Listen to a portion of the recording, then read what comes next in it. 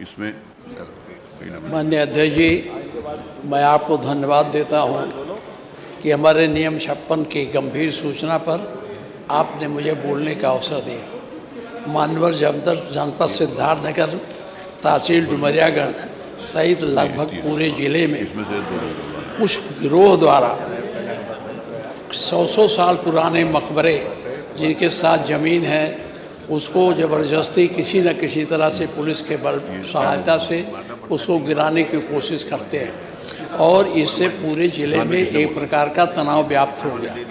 अभी हमारे यहाँ विधानसभा क्षेत्र में तहसील डुमरियागंज में एक मज़ार था फागू बाबा का और उसमें वो बहुत पुराना था, लेकिन जब वो जहाँ रखा गया था मज़ार उनके दफनाए गए थे उस समय ज़मीन ज़मींदार की थी, कृषि योग्य ज़मीन थी, उसमें दफनाए गए थे।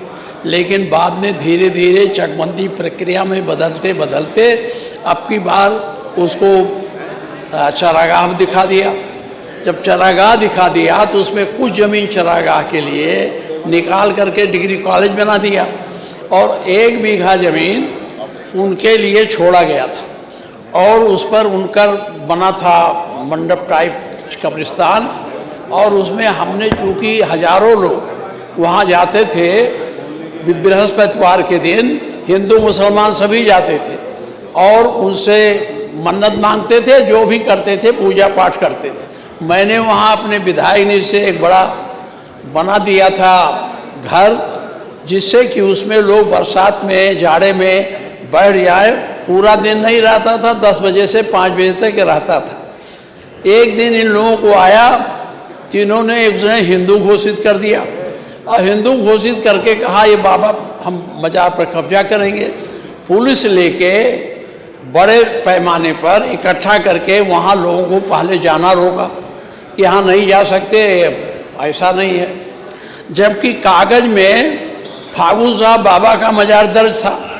पहले तो रोका जाने से, जब रुक गए लोग पुलिस के बल पर, तो उसको एक दिन 4 बजे भोर में तहसीलदार ने एक मुकदमा चलाया इसके पहले और उसको अनकंटेस्टेड करके उसको खारिज कर दिया कि मंजर है।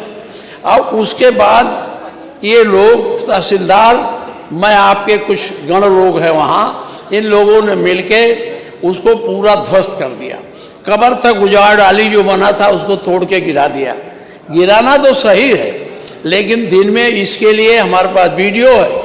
इन लोगों ने उल्लास मनाया, हंसी की, नाच किया कि आज इस मज़ार को हमने तोड़ दिया।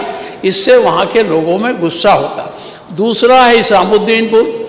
हिसामुद्दीनपुर जो मज़ार है जहाँ लोग जाते हैं, हिंदू मुसलमान जाते, उसमें समिति बनी है, हिंदू भी है उसके संरक्षक और मुस्लिम भी हैं, दोनों मिलकर बनाए हैं। वहाँ वो पूजा पाठ करने जाते हैं। एक दिन इस गिरोह ने घोषित कर दिया कि ये हिंदू है, कोई ये गलत है, इस पर हम कब्जा करेंगे। कब्जा करने की कोशिश की। हम लोगों के पास लोग आए, पुलिस से कहा, पुलिस ने कहा वहाँ कोई नहीं जाएगा, ना हिंदू जाएगा ना मुसलमान जाएगा, ऐसे रहेगा। तो हमने कहा भाई वो कागज़ में दर्ज है, अगर कागज़ में वो मंजर लिखा हो तो आप न जाने दो।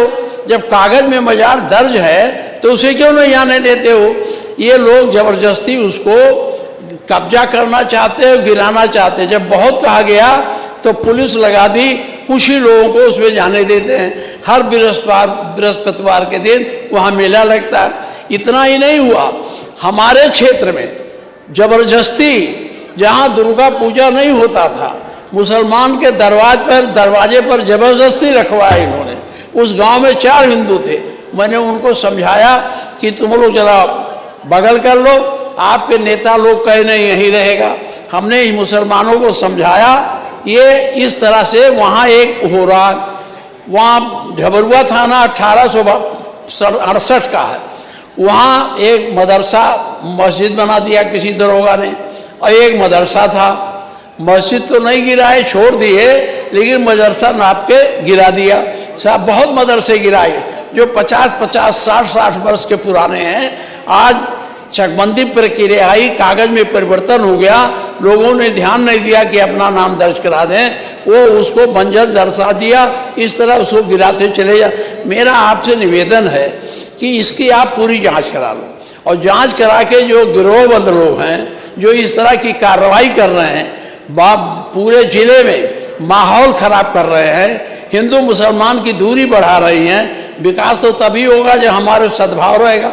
और ये भी नहीं कि वो खाली मुसलमान का, वो हिंदू और मुसलमान दोनों वहाँ पूजा करते हैं, जाते हैं। तो इस पे मेरा आपसे आग्रह है, इसकी आप जांच करा लो और इन अपराधियों के खिलाफ कठोर कार्रवाई करने की कृपा करें, जिससे हमारे ज़िले का माहौल शांतपूर्ण रहा है। बहुत मेहनत करके हम लोग बचाते हैं कि दंगा ना हो जाए।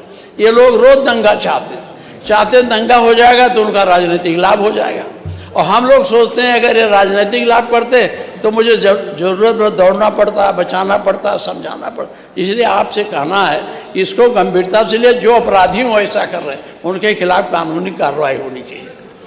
माननीय मंत्री जी।